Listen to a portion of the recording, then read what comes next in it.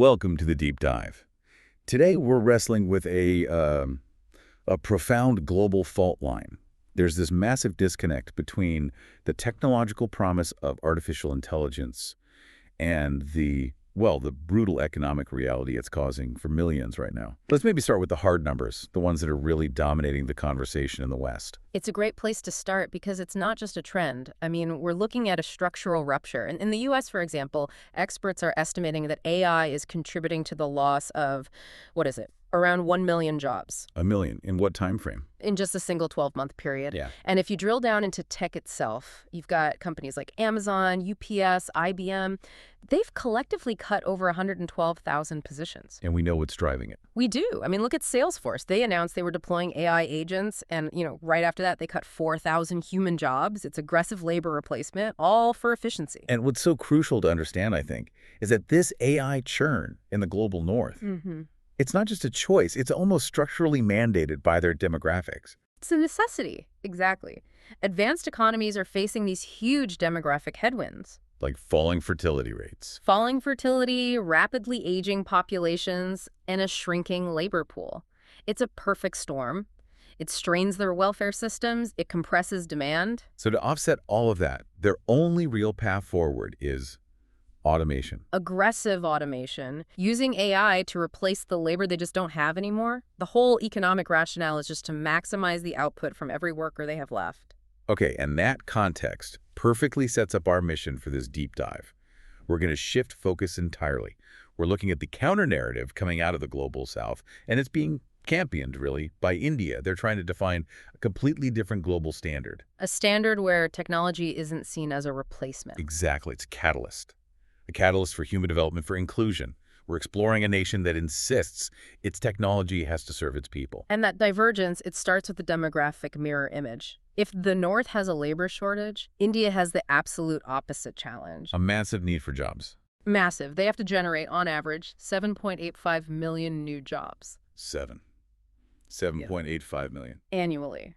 And that's just in the non-farm sector, all just to absorb the rising workforce by 2030. That number, I mean, it gives such immense weight to every single policy decision they make around automation. It has to. It means that if the North is trying to replace labor, the South has to protect and, I guess, augment the labor pool they depend on for their stability. And that necessity, it translates directly into policy that will, sometimes stop technological progress dead in its tracks if it threatens jobs. The clearest example, the most unambiguous one, is India's explicit ban on driverless cars. Okay, so this isn't about safety concerns or anything like that. No, not primarily. It is a policy decision that prioritizes employment over immediate technological acceleration in, say, the logistics sector. That sounds profound. But let me challenge that a little. Doesn't deliberately banning a major efficiency tool like that handicap your entire logistics sector? I mean, when the goal is to be globally competitive, how can you afford to sacrifice that kind of efficiency? That is the central tension, and the government's response is fascinating. They see it as a strategic, short-term sacrifice for long-term stability. So what's the rationale? The direct quote. The rationale is very direct. I'm quoting here. We won't allow any technology that takes away people's jobs. In a country where you have unemployment, you can't have a technology that ends up taking people's jobs. It's so clear. And it's tied to provisioning. They aren't just banning. At the same time, they're opening training institutes to create 2.2 million new commercial driver positions. So they're actively directing capital towards job-rich, human-centric solutions. That's the model. And this philosophy, this idea that AI has to augment human labor. It's not just an Indian national policy anymore, right? It's becoming a collective voice. Right. You can see it really clearly in the BRICS leaders' statement on AI governance. It's a case study in this human-centered mandate. And it is a critical document because it establishes a truly non-Western approach to this. The statement calls for access to AI tech, to be fair, equitable, enabling, inclusive for everyone. And it puts humans first. Explicitly. They prioritize a human-centered approach. The tech augments human capabilities, but ultimate authority and oversight that stays with humans. That raises a really important point about strategic autonomy, though. I mean, it's great to have a sophisticated human-centered vision for AI governance. But if you're relying on foundational models built and trained in the West, is that governance even effective? It's useless without technical control. Precisely. And that is the whole genesis of this movement for sovereign technology. Experts are very clear. India cannot rely on Western foundational models because if they do, they're inherently accepting foreign ethical parameters. And foreign goals, like labor displacement. So why does the training data matter so much here? I mean, why can't they just take GPT-4 and tell it to be human-centric? Because the mechanism is baked into the data itself. Foreign LLMs, they're trained mostly on Western cultural data, Western language patterns, and critically, Western economic values.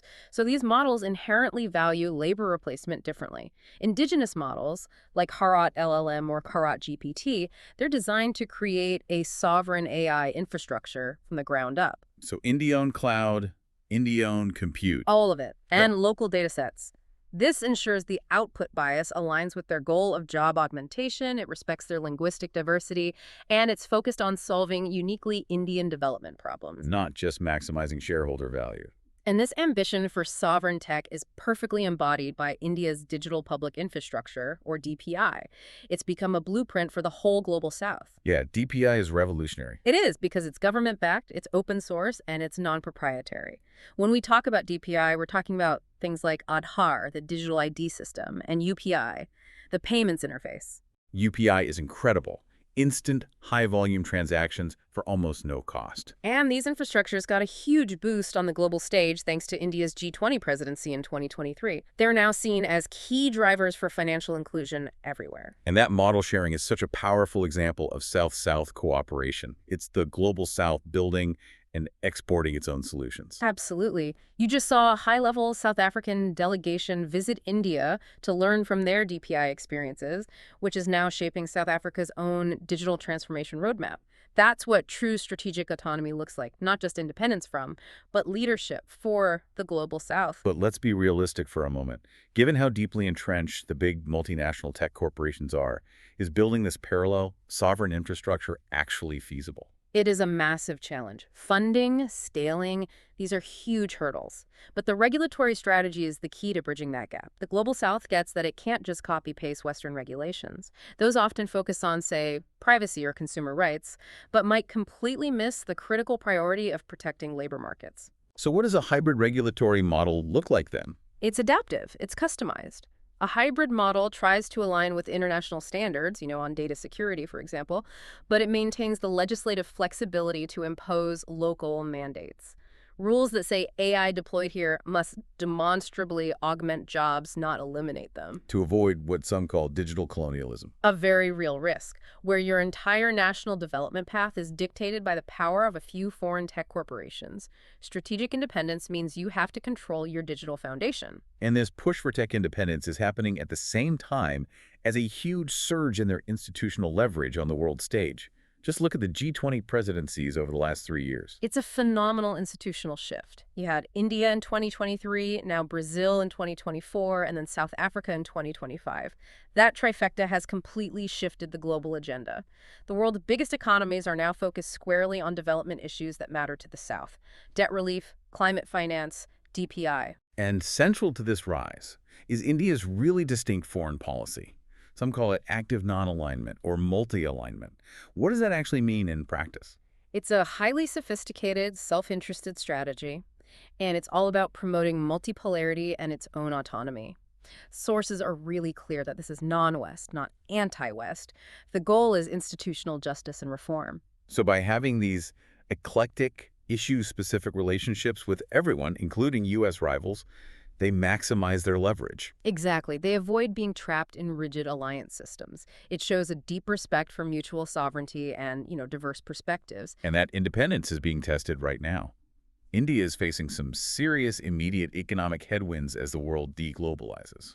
It's being tested severely. We're seeing two major economic shocks hitting at once. First, the tariff shock. India's goods exports are exposed to high U.S. tariffs to the tune of about $35 billion.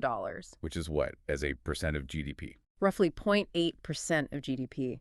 And these aren't just random goods. They're targeting critical labor-intensive sectors: gems, jewelry, textiles, leather, where 10 to 15 million people are employed. So retaliation's off the table. Economists are pretty unified on this. India has much more to lose from retaliation and escalation. And then compounding that, you have what's being called China Shock 2.0. That's the second hit. China is facing its own high tariffs from the US, so it's sitting on this massive excess manufacturing capacity. It's redirecting those huge surpluses toward Asia and India, which threatens local manufacturing that just can't compete on price.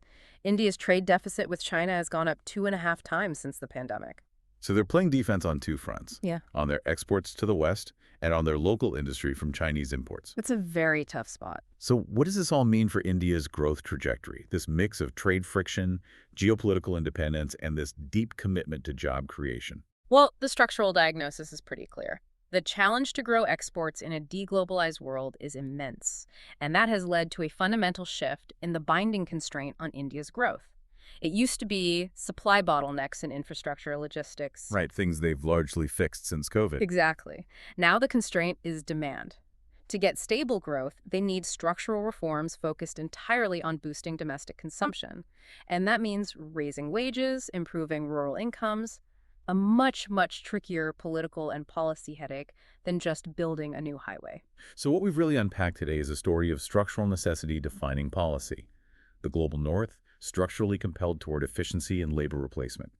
And the global South, driven by the structural need for massive job creation, is building a policy framework that insists AI must serve human augmentation. And that framework is absolutely necessary if they want to achieve that massive goal of Viksit Bharat by 2047, making India a fully developed country. The scale is just staggering. Some analysis notes that even if India maintained a very optimistic 6% growth rate all the way to 2050, its per capita income would only reach about $10,500. Which is lower than the standard for a developed country today. So achieving that aspiration requires sustained reform, a successful defense of their unique human-centric AI model, and a whole new growth narrative to attract capital in this turbulent world. And that turbulence also highlights the dependencies that still exist, even with this push for autonomy. You see it in critical supply chains like pharmaceuticals, where India is still deeply dependent on China for essential inputs. The current technological moment, though, it offers this window for the global South to build these necessary institutions, while AI is still sort of in its experimental phase. We've explored governance, economics, and technology today. So for you, the learner, the question is this: what single policy in AI, in trade, or in governance is most critical for India and the global South to secure true, lasting strategic autonomy?